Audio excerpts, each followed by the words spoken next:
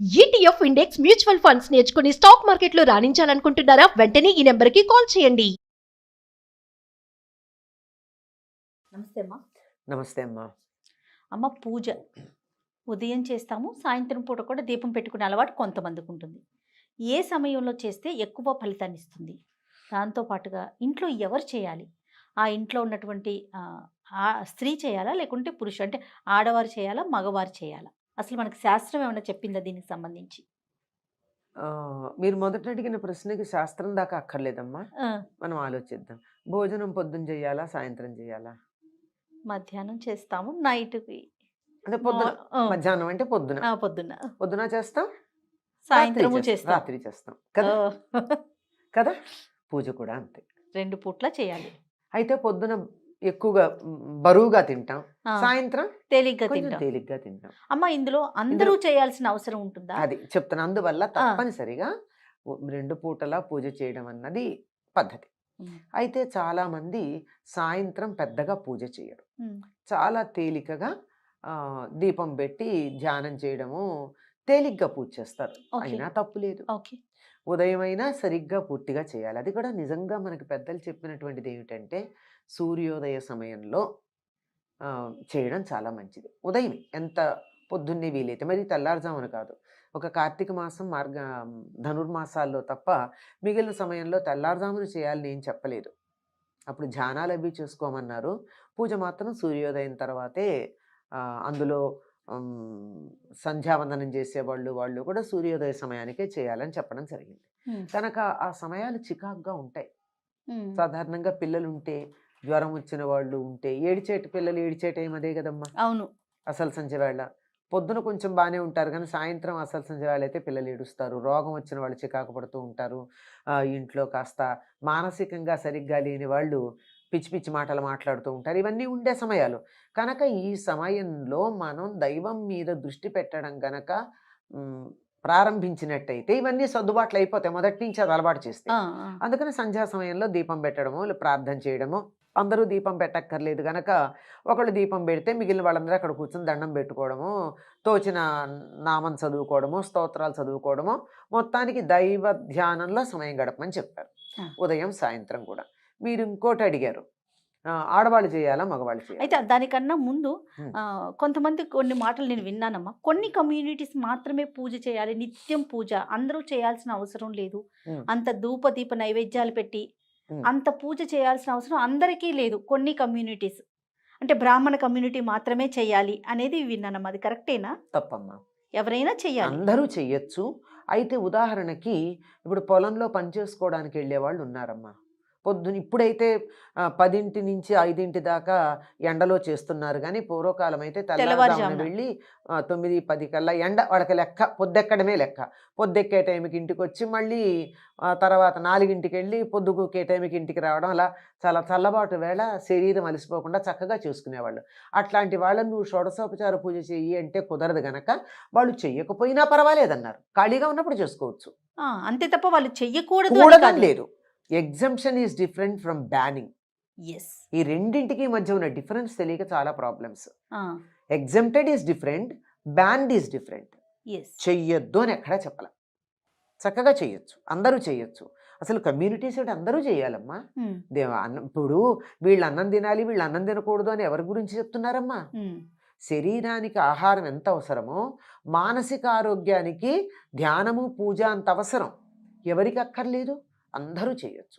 కాకపోతే వాళ్ళు చేసేటటువంటి పనులను బట్టి, వాళ్ళకున్న వృత్తి ధర్మాలను బట్టి వెసులుబాట్లు కలిగించారు, కొన్ని రకాలైన సౌకర్యాలు కలిగించారు, కొన్ని రకాలైన ఇబ్బందులు లేకుండా మీరింత మాత్రం చేసినా చాలు అని చెప్పి వాళ్ళకి ఎగ్జంప్షన్ ఇచ్చారు. అంతే తప్ప ఇది వీళ్ళే చేయాలి, ఇది వీళ్ళు చెయ్యకూడదు అన్నది నియమం లేదు, ఏమీ లేదు. తప్పనిసరిగా అయితే ఈ చెయ్యగలిగినటువంటి చెయ్యవచ్చని చెప్పిన కమ్యూనిటీస్ అని చెప్పారే, వాళ్ళు కూడా రోజు చేస్తున్నారా అమ్మా? అంటే ఉన్నమాట సత్యం మాట్లాడుకోవాలి. ఇప్పటికి కూడా మీరన్న కమ్యూనిటీస్లో నిత్యం షోడశోపచార పూజ చేస్తున్నారా? అది ప్రశ్నించుకోవాలి, అది ఈ మాటలు మాట్లాడేవాళ్ళు ఇవన్నీ కూడా ఆలోచించాలి కదా. తొందరపడి మాట అనడం చాలా తేలికమ్మా. తర్వాత ఈ చేసేవాళ్ళు రోజు స్నానం చేసి వంట చేసి చేసినటువంటి వంటని దేవుడికి నివేదన చేసింది మాత్రమే తినేటటువంటి వాళ్ళు ఉన్నారా? అందరూ కొద్దిమంది ఉన్నారు, లేరంటల్లా. అందరూ లేరు కదా. అవును. ఏదన్నా అంటే మా ఉద్యోగం, మా ధర్మం అని అంటున్నారు. అందువల్ల ఇది సమాజాన్ని విడదీసి ఏదో రకంగా ముక్కలు చేసి ఒకళ్ళ మీద ఒకళ్ళని ఉసిగొల్పడానికి చేసేటటువంటి ప్రయత్నాల్లో భాగం తప్ప ఇది నిజంగా ఎక్కడ లేదు. వీళ్ళు చెయ్యొచ్చు, వీళ్ళు చేయకూడదని లేదు. ఎవరికి వీలైనట్టు వాళ్ళు చెయ్యొచ్చు. ఆ కుమ్మర భీముడు ఉన్నాడే, అన్నమాచార్యులు పూజించినట్టు అంటే అతను దేంతో పూజించాడు? రోజు కుండలు తయారు చేస్తూ ఆ కుండలు చేసిన తర్వాత వచ్చేటటువంటి మట్టి చివరిగా ఉన్నటువంటి దాన్ని ఇట్లా చేతులు నలిపేస్తే చివరి మట్టి కొంత వస్తుంది. ఆ మట్టితో చిన్న చిన్న పువ్వులు చేసి ఈ పూలని ఆయనకి అర్పించాడు. చేసిన పూలని ఆయనకి ప్రత్యక్షమయ్యాడు, ఆయన అవును అనుగ్రహించాడు కదా. అందువల్ల ఎవరికి వీలైనట్టు వాళ్ళు చేయమన్నారు, కానీ ఇట్టాగే చేయాలన్న నియమం అయితే వీళ్ళే ఇది చేయాలనేది అదే లేదన్నమాట. అతన్ని మామూలు పూలు దొరికితే వెళ్ళి పూలు తీసుకొచ్చి దేవుడికి పెట్టకూడదని చెప్పలేదే అతనికి. అవన్నీ ఇంట్లో చేసుంటాడు. ఇక్కడ కూడా చేస్తూ ఒక పువ్వు చేసి ఈ పువ్వు కూడా ఇస్తున్నాను అని ఉంటాడు. అంత మాత్రాన ఎవరిని వద్దని చెప్పలేదు, అందరూ చేయొచ్చు. చెయ్యకూడని పరిస్థితులు ఉన్నాయి. అంటే అశౌచం వచ్చినప్పుడు అట్లాంటప్పుడు చెయ్యొద్దన్నారు తప్ప అది ఎవరైనా పాటించాలి, అది ఎవరికైనా పాటించాలి. వీళ్ళు వాళ్ళు అన్నటువంటి భేదం లేదమ్మా. ఒక్కటి గుర్తుపెట్టుకోవాలి, చాలా సందర్భాల్లో మళ్ళీ మళ్ళీ మళ్ళీ మళ్ళీ చెప్తాను, నేను ఎన్నిసార్లు చెప్పమన్నా చెప్తా. సనాతన ధర్మంలో మనుషుల్ని ఈ రకంగా విభజించిన పద్ధతి లేదు. వారి వారి వృత్తి ధర్మాలు, మానసిక పరిస్థితులు, శారీరక పరిస్థితులు, ఆర్థిక పరిస్థితులు వీటన్నింటినీ కూడా పరిగణనలోకి తీసుకుని ఇది వీరికి ఉపయోగం, ఇది వీరికి ఉపయోగం కాదు అని చెప్తున్నారు. లేదు నేను దాన్ని అధిగమిస్తానంటే ఎవరు కాదనలా. ఓకే, అంతే తప్ప నో వన్ ఈజ్ బ్యాండ్. కొన్ని ఉన్నాయి, వీళ్ళు పనికిరారు అని చెప్పినటువంటి వాళ్ళు కమ్యూనిటీ ప్రకారం లేదు, వాళ్ళు చేసే పనులను బట్టి ఉంది. చేసిన పనులను బట్టి ఉందే తప్ప కమ్యూనిటీ ప్రకారం కాదు. అంచేత ఇట్లాంటిది లేదు, ఈ సోషల్ బ్యానింగ్ అన్నది లేదు.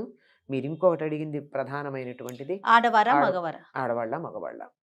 పూర్వకాలం శుభలేఖలు ఎట్లా ఉండేవమ్మా? శుభలేఖ అంతా రాసిన తర్వాత పైన ఏమనుండే, ఎవరి పేరు మీద ఇచ్చేవారు?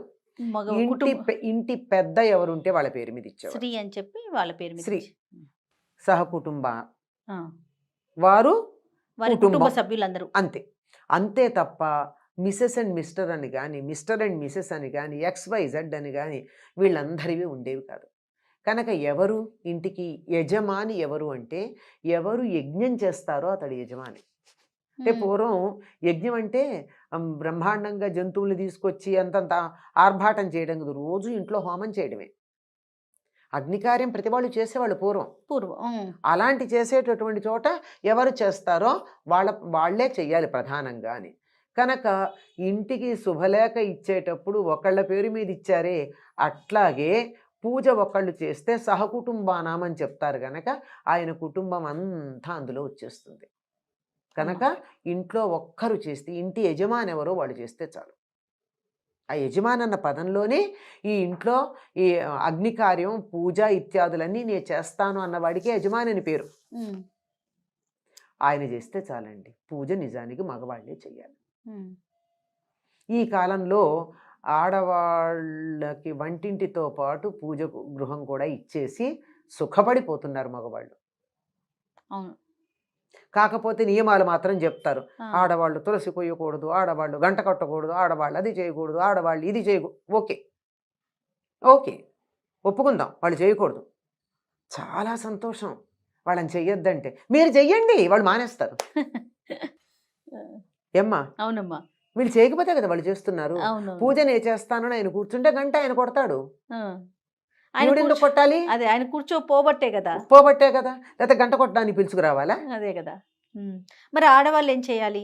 ఆడవాళ్ళు అమరిస్తే చాలు, పూజకి సంబంధించి అన్ని అమరిస్తే చాలు. వీళ్ళకి ఏదన్నా జపాలు చేసుకోవచ్చు, స్తోత్రాలు చదవచ్చు, అన్ని రకాలు చేసుకోవచ్చు. అదే దీపం ఉంది అక్కడ, ఆ దీపం ఉన్న చోటే అదే అగరొత్తులు ఉన్నాయి, అన్నీ ఉన్నాయి.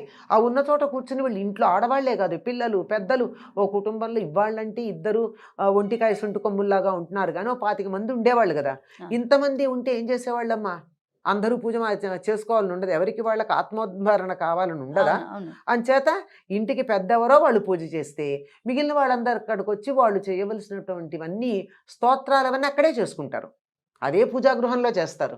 మళ్ళీ ఇంకో దీపం పెట్టడం అలాంటివి చేయరు, మళ్ళీ ఇంకో నైవేద్యం పెట్టడం, మళ్ళీ ఇంకొకటి అన్నీ సెపరేట్గా చేయడం ఉండదు. ఆయన చెప్పేశాడు కదా, ఒక ఆయన మొత్తం అందరికీ ఒక సంకల్పం చెప్పేశాడు కదా, సహకుటుంబానం అంటే. మళ్ళీ నువ్వు వేరే సంకల్పం చెప్పుకుంటే ఈ కుటుంబంలో సభ్యులు కారా మీరు? నేను చెప్తూ ఉంటాను, చాలాసార్లు చెప్పాను. ఎక్కడ దేవాలయాలకు వెళ్ళి పూజ చేయించుకుంటూ భర్త పేరు భార్య పేరు చెప్పి సహకుటుంబానం అని చెప్పిస్తారు.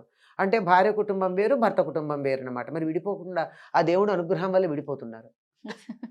సహకుటుంబానం అంటే సరిపోతుంది. పిల్లల పేర్లు, అందరి పేర్లు వీళ్ళు చెప్పించుకుంటున్నారు, వాళ్ళు చెప్తున్నారు, బాగా శాస్త్రోక్తంగా చేస్తున్నారని తెలిసేటట్టుగా వాళ్ళు అడిగి చేపిస్తున్నారు. దానివల్ల నిజంగా ఆ దైవానికి అక్కడ శక్తి ఉండి ఆ మాట ఉచ్చరించేటటువంటి ఆయనకు ఉపాసనా బలం ఉంటే దాని కారణంగా కుటుంబాలు విడిపోతున్నాయి అంటూ ఉంటాను నేను. ఇది చెప్పకూడదు, ఒక్కళ్ళే ఎప్పుడు చెప్తారు, శాస్త్రం దాకా వెళ్ళకుండా. ఇది శాస్త్రం చెప్పిన మాట. ఇంకా మామూలు వ్యవహారాలు ఏం చెప్తారంటే, మామూలుగా ఇల్లు అందరూ కలిసికట్టుగా ఉండడానికి ఒకే పూజ గది, ఒకే వంటిల్లు ఉండాలి. ఎవరికి వాళ్ళకి విడిగా వండుకుంటూ ఉంటే వేరు కుటుంబాలు ఉన్నట్టే. సత్రంలో ఆ పక్కన ఒక పొయ్యి పెట్టుకుని ఒకడు, ఈ పక్కన పొయ్యి పెట్టుకుని ఒకడు వండుకున్నట్టు ఒకే కప్పు కింద ఉన్న వీళ్ళ వంట వీళ్ళది, వాళ్ళ వంట వాళ్ళది అంటే విడిగా ఉన్నట్టే లెక్క. కనుక ఒక్కళ్ళే ఇంటి యజమాని ఎవరు, ఆయన చేయడానికి వీలు కాలేదు, ఆయన పొరుగురు వెళ్ళారు, ఇంట్లో ఇంకోళ్ళు చేస్తారు, ఇంకొకళ్ళు చేసినా ఒకళ్ళే చెయ్యాలి. ఎవరుంటే వాళ్ళు ఒక్కళ్ళే చెయ్యాలి. లెక్క ప్రకారం అయితే మన శాస్త్రం ప్రకారం మగవాళ్లే చెయ్యాలమ్మా. మగవాళ్ళు చేయలేని పరిస్థితుల్లో ఆడవాళ్ళు చెయ్యాలి. చెయ్యొచ్చు, చెయ్యకూడదని చెప్పలా, గమనించాలి. ఈ మాట ఇప్పుడు మగవాళ్ళు చెయ్యాలి అనగానే వెంటనే ఆడవాళ్ళు చేయకూడదు అని చెప్పేటటువంటి వాళ్ళు, మేమెందుకు చేయకూడదని వాదనకు వచ్చేవాళ్ళు 2 పక్షాలు ఉంటాయి. అలాంటిది ఏమీ లేదు, ఆడవాళ్ళు కూడా చెయ్యొచ్చు. వాళ్ళు ప్రధానం, ముఖ్యంగా ఎవరి డ్యూటీ వాళ్ళు చేయాలమ్మా. ఆ డ్యూటీ చేసేవాళ్ళు లేనప్పుడు ఇంకోళ్ళు వాళ్ళ డ్యూటీ చేస్తారు, మానేయరు. ఎవరు చేసినా అందరికీ వర్తించేటి చేస్తారు, కుటుంబానికంతా ఒకళ్ళే చేస్తారు. లేదు నాకు రాముడు అంటే ఇష్టం, మీరు ఏదో లక్ష్మీనారాయణ పూజ చేశారు, రామాష్టోత్రం చదవలేదు, నేను రామాష్టోత్రం చదువుకుంటా, నేను లక్ష్మీష్టోత్రం చదువుకోవచ్చు, తప్పేం లేదు. కానీ మళ్ళీ దీపం పెట్టి మళ్ళీ ఇంకొక ప్రమిద పెట్టి ఇలాంటివి చేయకూడదు. చేస్తే కుటుంబం విచ్ఛిన్నం అవ్వడం అక్కడే మొదలు. రైట్ అమ్మా, సంతోషం. నమస్తే అమ్మా.